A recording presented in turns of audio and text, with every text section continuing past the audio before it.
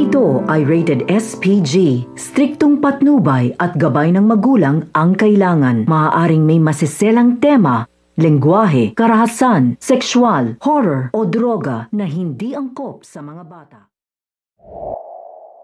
Laking gulat nga ni Doc Luke na ipinatalsik nga ni Moira itong ang si Nurse Ivan at itong si Nurse Karen dahil wala namang itong ginagawang masama at mabubuti at mababait nga itong nurse. At ayon nga dito kay Zoe ay tama nga lang na ginawa iyon ni Moira. Sa kabilang banda naman nga naglabas ng saloobin itong si Annalyn dito nga kay Doc Lindon dahil nga ito ngang si Doc Benitez nga raw ay lumalabas na nga ang tunay na ugali at two-face nga daw to dahil nga kapag nakaharap sa kanya ay masama nga raw ang ugali nito, ngunit pag nandyan nga itong si Lynette ay bumubuti nga ang kalooban nito.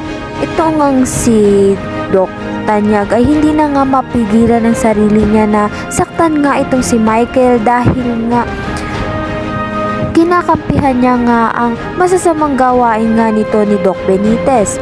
Kaya naman nga nagawa niya ngang saktan itong si Michael.